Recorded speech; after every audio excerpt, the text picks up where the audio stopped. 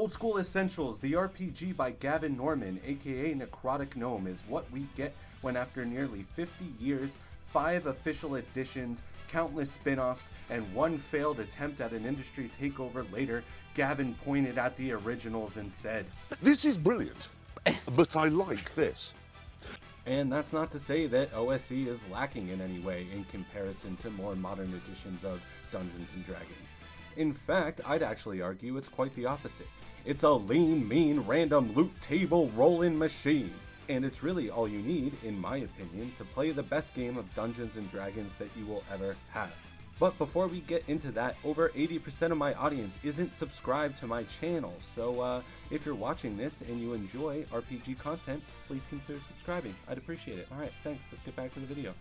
Everything you need to play D&D is right here in these books. They got the classes, they got the races, and I mean, hey, if you want, you don't even need a class. You can just play an elf or just play a dwarf, and that's it, man. You're just a dwarf. You don't have to put a label on it. It's cool. And they got all the monsters that you know and love too. They got your goblins, they got gobbos, man. They got hobgobbos, they got bugbears, they got owlbears, and they got bears. And of course, most importantly, they've got your dragons and they've got your dungeons. What I'm trying to say is that Old School Essentials demonstrates with panache, with grace, with finesse, that you don't need an infinite list of feats and subclasses and bird people to have fun playing D&D. All you need is 3d6 and a thirst for adventure. Yeah, that's right, leave that 10-page book report of a backstory at home, Timmy, cause god dang it, your dwarf is he's just barely hanging on, man. And that's the charm of it, really. Less is more when you're playing old school versions of Dungeons & Dragons. You may not have a million abilities to stare at your character sheet now that it's finally your turn after waiting 45 minutes for initiative to get around the table just so you can be like, I guess I cast Eldritch Blast. Other more modern RPGs entice players with dozens or even hundreds of feats and spells and abilities and 10-page backstories, and look, all of that is cool. But it does set an expectation that this is exactly how it's supposed to be. This is what my character is going to be.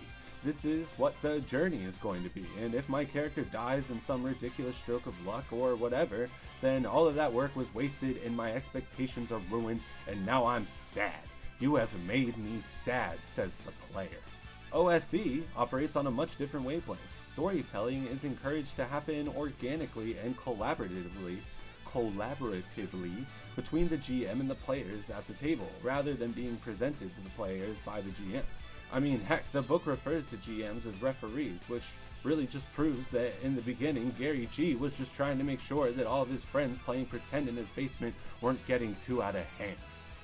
Oh, and don't worry, if you were born after 1980, there's no need to explain to your friends why THAC0 actually kind of makes sense. You can just roll over a target number with your d20 like a sane, normal person. And yeah, you can see this old school philosophy reflected in the fact that the game is broken up into 2 major modes: dungeon exploration, or dungeon crawling, and wilderness exploration, or hex crawling. And my favorite part of Old School Essentials, hands down, is all of the awesome loot tables. And that's because getting that sweet, sweet loot is what this game is really all about.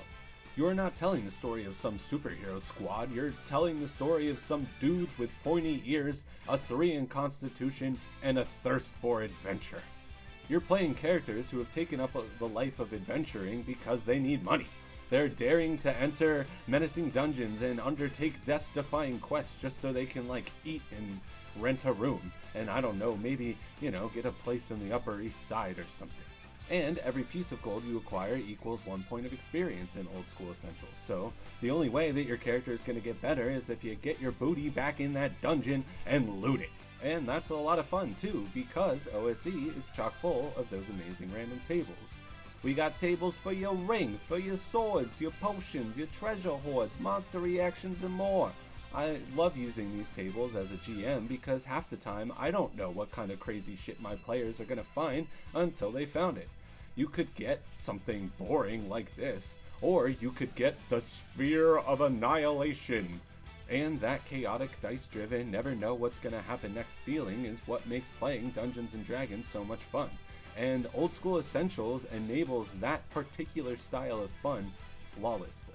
And so finally, you may be asking me, okay, but there's like a million OSR old school role-playing games out there now, so why should I play Old School Essential over any of the other ones? And to that I say, well, if you're looking to play Dungeons & Dragons in its most pure and condensed form, you really can't get any better than OSE, because that's what it is. And I think once you have the fundamentals down, you'll see that you never need to go back to anything else. Unless, of course, like, you want to, in which case, I don't know, just do it, man. Live your life. Oh yeah, and please subscribe. Okay, thanks guys. Venture forth. Bye.